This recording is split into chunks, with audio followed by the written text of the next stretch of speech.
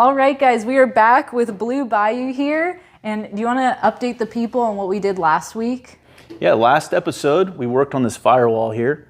This firewall was painted like 5 different colors, and it didn't look very good. It was very distracting.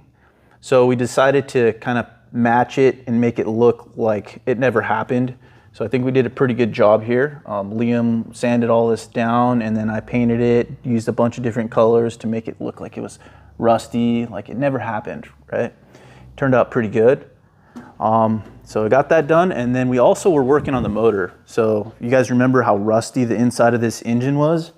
Well, we pulled out all the freeze plugs and removed these, what do you call these things? Plugs from the heads, and we got water in here and flushed this block out really good. So it's clean on the inside now. What else did we do to it? Really just drain the oil. Yeah, so. And then we washed the outside of the block, got all the grime off of it, right? Well, we have these plugs now, and these go right in here, but unfortunately, I don't have the socket that fits inside here, so we're not going to be installing those today. So basically, we were all ready to go do the suspension, and then now we can't. Yeah, so the parts are here for the suspension. To rebuild it, we ordered this rebuild kit, but it only came with 4 lower control arm bushings, and it needs 4 upper ones as well. They're not in here. Yeah. So we can't do that today. So basically, there's not going to be any progress this week on Blue Bayou, unfortunately. It's not really our fault. It's just, it's a thing that happens. And the brake lines didn't show up, even though they're supposed to show up yesterday. So yeah. So basically, no Blue Bayou. But I figured now would probably be a good time then to bring back my white 56 Chevy. So if you guys have been around on the channel for a minute, you probably remember that car. We did a couple videos on it, and then it's just kind of been sitting. Well, that's gonna be more of like a personal project of mine, and I just got a very major part for it the other day, and I really wanna show you guys. So I think what we're gonna do is we'll probably push Blue Bayou outside. We'll bring the white car in, and then I kind of want to get it up on the lift so we can check out the underside of the car. Yeah, hopefully there's not any rust under there. Fingers crossed. Yeah. So all right, let's do it. Let's move this car out and get yours in.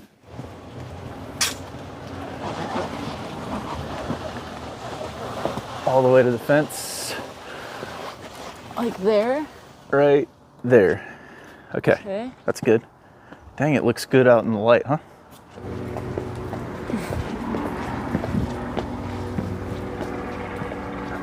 Are we straight, Liam?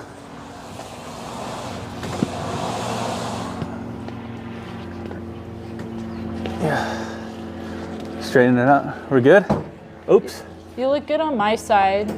I think I scratched your door. Whew. That was a workout. Whew. Okay, we got to move Blue Bayou now. That looks pretty good. Looks even? I think so. Okay. Someday both of these Tri-5s will run on their own. Yep. Okay, before we do a walk around on my 56, I just wanted to let you guys know that from now until February, if you order a Gnarly Speed Shop shirt, hat, or hoodie, you're gonna get one of our brand new beer koozies for free with your order. I'm really happy with how these turned out. They're double-sided, they look awesome. And also we got some new stickers that just got added to the website. So check those out. We got our blue and gold glitter logo. We also got this hunting for horsepower sticker. This is gonna be made into a shirt and some hats, so stay tuned for that. But yeah, we got our classic blue glitter here. This thing is stunning. So anyway, you can head over to gnarlyspeedshop.com and you're gonna get one of these with your order. Okay, so this is my 1956 Chevy BelAir. We've done, I think, 2 videos on it. So in the first or second video, we got this thing running, and we got it running really smoothly. Figured out like kind of a ignition issue. And then another time we were gonna attempt to drive it and we had no brakes. So I backed this thing into a wall, but luckily no damage, everything's fine. But basically this was my dream car. I really wanted a 56 Chevy, and then over the last year, I kind of became more partial to the BelAir trim. So I'm really happy. It's got a post. It's pretty much everything I want, except it's not really the style of build that I'm into. So a lot of you guys are going to be pretty disappointed when you find out what my build plans are, or some of you will be. And we're going to get to that in just a minute. But I thought for those of you who haven't really seen this car, let's just do like a full walk around on it. Okay. So we'll start with just the outside. What I really liked is that this thing is straight. I mean, it looks really good, no dents or dings. I mean, maybe a couple spots, but I can live with it. The paint is pretty good, but it's got some spots, a little rust coming through. I mean, at least it's all one color. So there's that. It had these like crazy tiny lowrider wheels on it before. They were like 14 inches, and this thing was all the way on the ground. Yeah. It was super low. Danny was not a fan. So he actually, these are the front runners that came off of the Stinky Cheese. And then Danny loaned me his Steelies in the back with those tires, just to kind of set the vibe. The car was so low to the ground that it was hard to check for rust underneath the car when we purchased it. So we kind of just stuck our hands underneath there and felt around. It felt fairly solid. There was one spot where I think we found some rust, but we're going to put it on the lift here in a little bit and just see for sure. Yeah. So then moving on to the back, if you take a look here, I mean, it's all there. This works. It's in really good shape. It's pretty. Yeah, it's all there. Nice. You'll also notice on the license plate, this thing's hooked up with a backup camera. That's so weird. That's gonna go immediately. Sure you don't want to keep that? I'm positive. I heard you already backed into a wall. Oh my God. If you look underneath it though, it's pretty nice. It's got dual exhaust. Yeah. Brand new fuel tank. Yep. And they recently replaced the trunk pan. Yep. So it's got a different, I don't even know which key it is, to be honest. So, and that's kind of crooked. So here's. Okay. Ooh. I will say this thing's been sitting outside for so long that there was a rat living in it. So I'm a little bit jumpy. I'm a little bit on edge. Well, I think we got him out. We scared him out of here last time. You sure? Yeah. So it's got a brand new trunk pan and some Kills mat there, Dynamat. Yep. So it's kind of the back area. As you can see, it's got all of its interior. It's got a really nice headliner. It's got these, I think these are out of like an Impala, these bucket seats, pretty sure. It's got the tuxedo look going on. I don't know how I feel about that, but hey, it's all here. It's got these WeatherTech mats, the low car shifter. The dash is in incredible shape, really good dash. And then it's got you got a 57 steering wheel. Yeah, 57. I'm not a fan of that, but that'll go eventually. That thing is huge. I know, but hey, for no power steering, it's probably really nice. Mm-hmm. And then if you spotted this, well, that's going to lead us into the engine. So let's go. Oh, there's your reverse camera. That's a screen there, guys. It's a screen. So if you put it in reverse, that screen lights up. Oh, no. Shows you that brick wall before you hit it. Don't show them that. Hang on. Where's the thing? So. All right. Okay. As you can see, this thing has been LS swapped. So, okay, I just noticed we didn't put one of the coil plugs back. Oh, look at this. The plug wires. Uh-oh. You know what that means? He might be in here. He might be in here right now. Are you serious? That was not there before, yeah. Yeah, well, who do you think brought that up there? A mouse. Hopefully it didn't chew up any of the wires. Oh no. Well, as you can see, it has a 5.3 liter LS in it, and it's backed by a 4L60E, and this thing is all modern. This thing has the drive-by-wire shenanigans going on, which I don't like. I don't like anything that's like too new like that. I prefer the cable throttle. It feels better. So I guess now is a good time to announce that I'm gonna be de-LS swapping this car, or un-LS swapping it. So this build is gonna be insanely different than it is right now. And a lot of you are probably like, why the hell would you start with this car? It's already finished. It just needs a couple more things. But honestly, I think we are doing the world a service here. We are pulling the LS out and we're going old school with it. And yeah, and this thing is going to be a gasser. So from lowrider to gasser, they're very different style of builds, but I'm really excited. I know I could find probably a less complete car, but the reason I want this one so much is because, like I said, I looked for so long to find a BelAir with a post. I was really picky, and also I just wanted something solid that I wouldn't have to do a whole lot of body work to. And that's what I think this is. It's just the right level of kind of ratty. It's not going to be a perfect car, but I do want it to still be pretty nice. So why wouldn't you choose a different car that doesn't already have this motor and it's basically done? Well, here's the thing. If somebody could help me find one, I would love to use a different car. I mean, if you could find me, like I said, a really solid BelAir with a post. With no motor. No motor, but it also doesn't need a ton of body work. And yeah, with all the glass in it. Yeah, that's another big thing. I really wanted the glass, and I'm not a fan of figuring out how all of those... window regulators work. Yeah, I'm not a fan. And all of these go up and down, all the doors open and close. So that's gonna save us a ton of work right there. Yeah, basically, as I said in an older video, I really just wanna get to the fun, like kind of hot rod stuff when it comes to this build. I don't wanna be here like, you know, replacing quarter panels and all that. So that's why I chose this one. And, you know, I mean, if somebody wanted to buy this off of me right now as it sits, I would let it go. But you'd have to offer me a pretty penny because then I got to start from square zero. Okay. So if you're going to pull this motor out, then what motor are you going to put in it? So I have a few ideas. Let me get the whiteboard. Okay.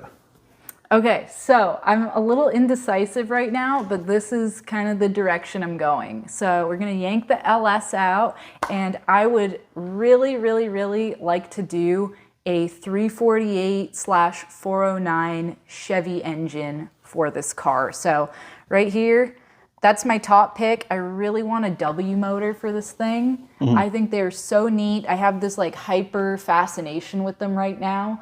I know they're Got 409 fever? Yeah, I got 409 fever. I know they're not the best, but I just think for the sake of like just making it really different and cool, I want one of them. So I have my eye on one. I'm not sure if I'll be able to strike a deal, but if I do, you guys will be the first to know if I can make it happen. But otherwise, if I can't get this particular engine from a buddy of ours, then I think ultimately I'm gonna go with a small block Chevy, just because they're less expensive than big blocks and way more plentiful. And if you're gonna have manual steering, it'll be easier to turn the car too. Exactly. Versus a big block. It's just a lot lighter too. So that's kind of what I'm thinking in terms of an engine. It could go either way right now, but for a transmission, I am dead set on doing a manual transmission because I already have a LS swapped automatic daily driver. That's my Tempest. So I want the total opposite. I want something, I guess, kind of like Rum Runner, where it's like very mechanical, but still just a really solid, good running vehicle. So I'm kind of torn between doing a 4-speed, because I think, again, following more of the old school style, it would be pretty fun. But then I also think a 6-speed would probably be the way to go, so that way I could get more use out of it. I got 2 overdrives. I can really just drive the thing. And plus, if you go with the W motor, it would really help it out to have a little bit of an overdrive if you're on the freeway. Exactly, because those things do not like to RPM. So I think basically this is what I'm thinking in terms of drivetrain. Like I said, nothing is finalized yet, but like I said, I have a major part that just arrived for this build. So I think we'll bring everything here in front of the car and show you what we got. Okay, so I am committed. I am gonna be doing a straight axle build. or rather, I have a drop axle. But this is the kit. This just showed up the other day from Medford, Oregon. This is a kit made by Chris Darland. But before I really show it to you guys, I want to preface that we are not even touching this car or even doing anything related to this build for at least another few more months. We are fully on board to finish Blue Bayou. That has our full attention. We're not going to be like jumping from project to project. The reason I have this though is because I wanted to start collecting parts. So this was a huge piece of the puzzle and it's here now. Like I said, I have a lot of parts I need to collect before we even tear into this thing because there's no sense in ripping out the engine and taking it all apart if I don't even have another engine to go into it. So yeah, but I was too excited. I had to show you guys.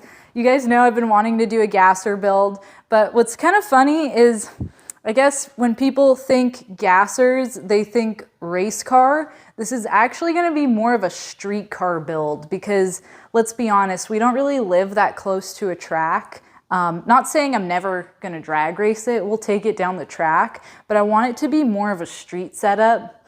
And I just love the look of those old school cars with the straight axles. Another thing I want to mention is yes, I am well aware you do not need a straight axle to be considered a gasser. I know there's going to be like 100 guys in the comments saying that. Trust me, I know. You could have A-arms, you could still be a gasser. But I'm just using the term because that's the kind of style of build that I'm going for. I want it to just be pretty old school. So anyway, without further delay, here's the kit. So like I said, this is from Chris Darland, and he puts together the most incredible straight axle kits I've ever seen. And why I went with this kit is actually when we were on the Redwood Rally with Rum Runner, and Danny can attest to this story. We are flying through the redwoods, we are taking curves like I've never taken before, and we are flying with our 6-speed transmission. And up ahead, I see this 2-lane blacktop 55 Chevy pulling a trailer, and he is hauling through the redwoods. Like, he's got the trailer behind him, he is taking turns. We are trying to catch up to him, and we don't even have a trailer behind us. And anyway, we caught up to him, and now he's actually a good buddy, Phil Harmon. He was the one driving that car. We get to our pit stop, and we're like, what the hell is underneath this Tri-5?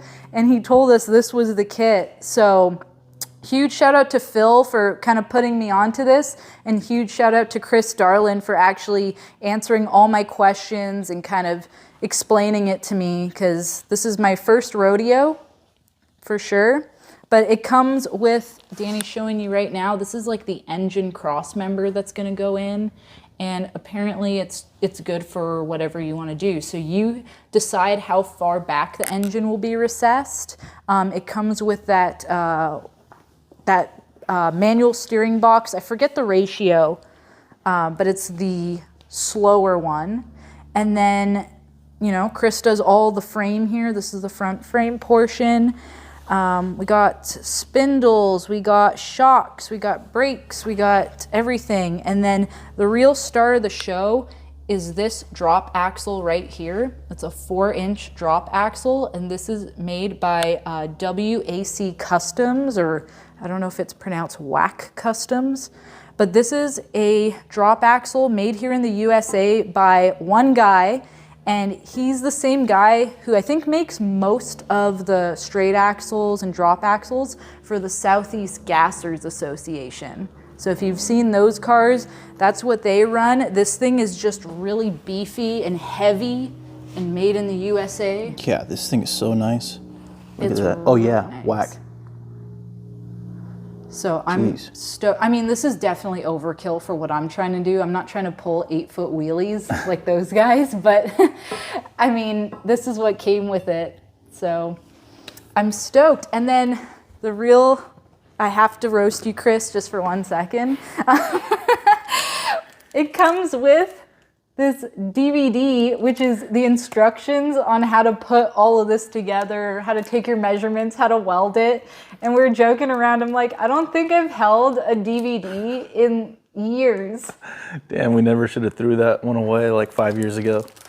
I know. Do we even, I guess we don't have a DVD player. No, we don't. Oh, well, Chris, we'll probably film this and put it on YouTube for you. So that way future customers can watch our video. But anyway, I thought that was so funny. So we got a DVD, old school, to put in That's our right. old school setup. That's how you know this is going to be a good kit. Oh, to send it with a DVD, you know, you're getting something good. I can't wait. So yeah, here it is. I'm so thrilled. But yeah, like I said, I hate to get you guys all excited for nothing, but yeah, it is going to be a little while before this happens because I just need to start collecting parts. But this was the biggest piece. So Okay, it's I here. can't wait to see this thing get transformed. I mean, I know. Take a look from at a the lowrider to a stance, gasser. right? You're going to DLS swap this thing? I mean, most people are like taking the old motors out and putting LSs in. You're like, I'm doing the opposite. I'm doing the opposite. I've already done it. I already have an LS, and I'm not dissing them. I love LS engines, probably more than most people. But because I already have one in my daily, I'm like, well, it's just more of the same. So I really want to do something old school. And yeah, I was really inspired by Rum Runner. In fact, I was even considering doing a big block Mopar in this thing just because I like the front distributor on it, but those are pricey. Yeah. Those are pricey engines. So what about rear end and wheels and tires? So that's another thing. I really got to figure out what wheels I'm going to run so that way I can ultimately determine the length of the rear end because I'm 90% sure I'm going to do a Mosier rear end.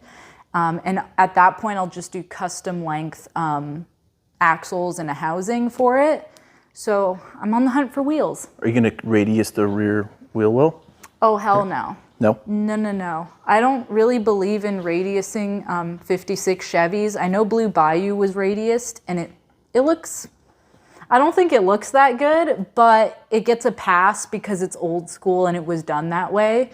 But I just think because they have that lip there, when you radius them, you still see the tail end of it, so it looks kind of funny. 55s look really good radius. 55s should be radiused. Yeah. Like they should come factory that way. And then what about wheels? Do you have anything in mind for wheels? I was considering daisies. I really Front and back? Front and back, but I also kind of like this style where you do kind of more of like a 5-spoke in the front and then you do a steely in the back. That's like another cool look that they used to do. So I kind of like the idea of doing steelies. And then in terms of the actual paint, this will be funny for some of you to hear. It's gonna go back to my favorite two-tone color, which is the same two-tone that Stinky Cheese was. So that's surf green with India ivory. That is my favorite two-tone. That's pretty funny. You're going to transform it back to what your old car was. Basically. DLS swapping and then painting it the color of your old car. But hey, this one has like way less rust. But And it's not stinky. exactly. But you know what? Speaking of rust, we should actually get this thing on the lift and find out what the rust situation is. Okay. One more question I have for you. How high are you going to put the front end? Is it going to be like super high or what's the... It'll be tasteful. So it's obviously going to be taller than whatever you could achieve with factory stuff, but not like, you know, when you see those gassers that are almost like a 4x4 looking thing and they're tall all the way around. I don't really want that. Just want it tastefully done and raised. And I know some people are going to say, oh, you could do coilovers, but you just can't quite get the height that you need without messing up the geometry. That's a really big deal, is once you have the messed up geometry, then you got bump steer, and then it would look cool. But looks cool, but it doesn't really handle. So I saw this kit, I saw the way this performed out in the Redwoods, and I was like, yeah, that's what I want. We were shocked at how well that car, what was it? Whose car was it? It was Phil's car. Phil's car was just taking corners with this thing. We were blown away. So yeah, all right, well, let's get this bad boy up on the lift. Yeah. Oh, another question. Are you going to paint all this? Like, what are you going to chrome this piece? I'm either going to chrome it or I might just clear it. I like the idea of cleaning it up and just clearing it. But I really do think at some point I'm going to need to probably powder coat this stuff because it'll flash rust. Yeah. Okay. So that's Sorry for interrupting you. Let's lift the car up and see if we have any rusty underneath. Or maybe we might find that mouse. Oh God. Okay, we're good. Go up, Liam. Go ahead. All the way. There we go. I'm so nervous. Find out. We're gonna find out. We're about to find out. Oh! No. Oof.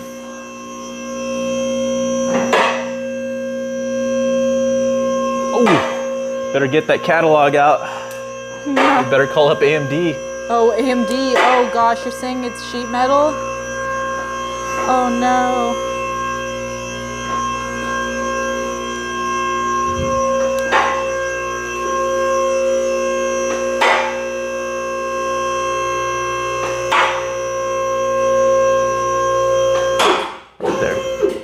Down.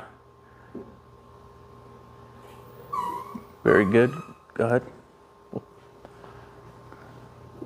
All right. Okay, it's on the locks. Moment of truth. Okay, let's see. I'm so scared. Let's see. So here's the underside. Okay. So far, so good. So Coming far. back this way. Oh, nice cross member they have here. That's nice. Uh-huh. Uh-oh. Uh-oh. Oh. That is not good. Look at that. Oh no. Okay, we got a little bit of rust here. Oh, is that the carpet? That's the carpet. Actually, I think that's cardboard and then the carpet. Oh, good. Nice. Good. Okay, so that's gonna have to be replaced. That's actually not that bad though. No, it's not. Wait, I'm let's just see. kidding around. Okay, a small hole right here, I see. Let's see. See that right Yep. there? That's not, uh-oh. Oh. Little thin. A little thin. A little thin there. How about over here on the passenger side? Okay, let's see. Oh, a little thin here, but not horrible. Could be worse. This is where you really want to look here, and this looks fine. Usually this thing is rotted out when they're really bad. Yeah. But look at the back. It's actually not too bad. Over here. Let's see. A little. It's a little Thin. I don't know. We're not going to be able to tell until we actually get the carpet up. Yeah. But it's not horrible. No. It's not horrible. This is totally workable, and luckily, fingers crossed, it's just the floors, because at least then I can patch those up and no one's really gonna see my horrible welds. Yeah, look at the rockers are fine. Yeah. Really solid rockers here. Yeah. And the trunk pan has been replaced. You can see that here. They did a decent job there. Yep. Wow. So, okay, I guess I also forgot to mention the story on this one was a guy had this thing built. It was supposed to be his daily driver and like a cruiser. Obviously, that's why it's pretty low and it's got the LS in it. But in the process, this thing was like redone, like suspension, everything. So I guess it really is silly that I'm taking it apart, but. Really impressed with these U-bolts. Wow. What is that? Like a 3-inch lowering block? I don't know, my but gosh. I just love how like those are like left long. Like you could have like 2 more inches of clearance probably, but We could still fit a bigger a spacer here if you want to go lower with the car. Heck We no. could still drop it another 1.5 inches No. in the back. So there's the tank for the EFI. Check this out. What do you see? See the shock mounts up here? There's a bracket that goes across. Oh, okay, yep. Yeah. So it's like pretty nicely done. Wait, what's all that? Whoa. No. That doesn't look that great. We'll have to look into this to see. Might be a little janky stuff there going on, which we can address when we do the floors. But all in all, it's not bad. It really isn't. So, No, that's doable. If we're gonna complain about that, then I don't know what we're gonna find. yeah. This is as rust-free as it gets. And you could probably sell all of this stuff, the disc brake kit, it's brand new. Yeah. The spindles, and actually these A-arms are they're rebuilt. Yeah. You know what? We could put these A-arms, since they have new bushings, we could put these on Blue Bayou. Oh my gosh. But then the only problem is, then this thing's gonna be blown apart. Like, you know, it Yeah. won't have wheels on it. Yeah, because it's going to be a while before you put that straight axle Yeah. underneath this. But I mean, Okay. I was thinking about that too. I'm like, dang, look at these. I mean, everything was kind of redone on this. It's got a front and rear sway bar. Although, like I said, the car's still a little suspicious though, because up until that day I tried to drive it, I mean, well, now the brake rotors are kind of like dirty, but they had like no marks on them before. So I don't know how much this thing was driven. Yeah. I don't love the undercoating either, because that's how you know it's hiding something, but Yeah, a lot of undercoating under here. But it's fairly solid. It looks good. Yeah.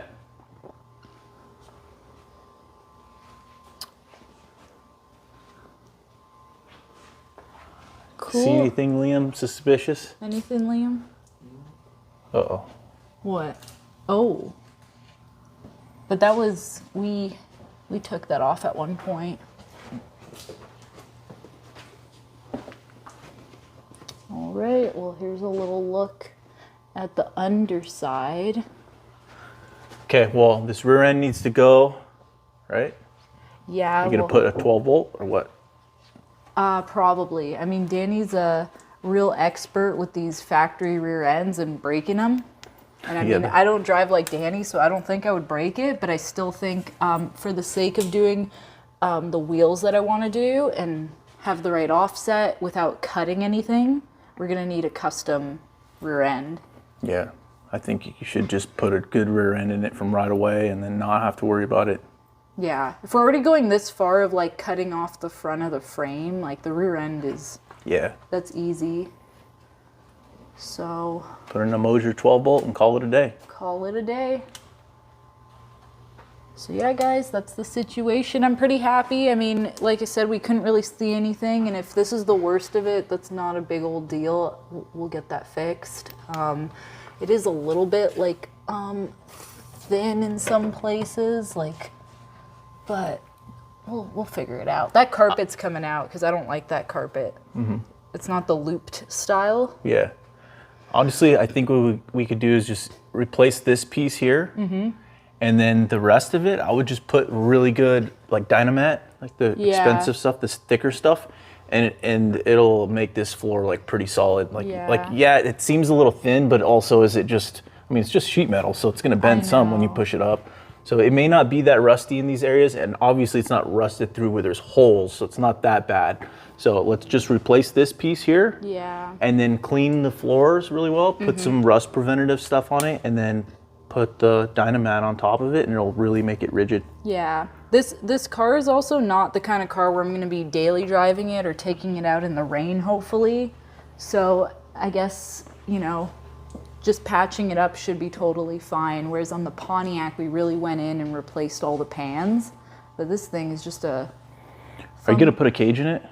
I'm debating it. I'm thinking. Because on one hand, it'd be nice if we do take it out to the track, it could really use it. And then also, just for safety. Well, if you're going to put a W motor in it, that thing, what do those things make, 110 horsepower? Yeah. I mean, unless you do the 409. Unless I do, like, you know, the full build on it, like a stroker deal, but that's expensive. So I think at first it's not going to have much power, and then over time I'll build it up. Yeah, because they do sell Edelbrock heads for that and intake, and there's like a whole package that you can get that to really bump up the power. I mean, I think you can make 450 horsepower with one of those kits. Yeah, I mean... So in a fairly light car, a cage might be necessary. Yeah. We'll think about it. We got time, like I said. I'm collecting parts still, so... But actually, Liam had a really good idea. He said we should weigh this thing in its current format.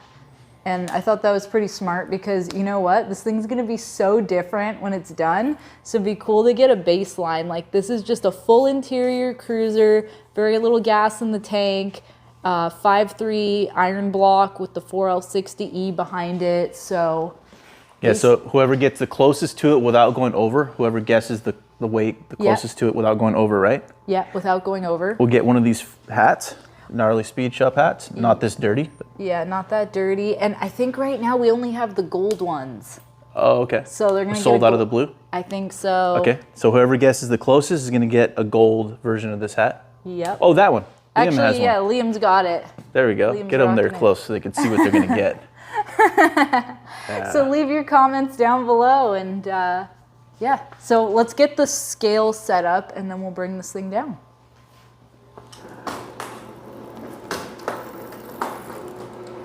Okay, here's our Proform scale kit that we purchased a few months back. It's been treating us well. Liam's the expert at setting this thing up. That ended up being a really good investment because we get to weigh all the cars, and also it's good for setting them up, like Rum Runner, knowing the weight bias on it. Mm-hmm. I mean, it's a good tool to have. I like that it's Bluetooth.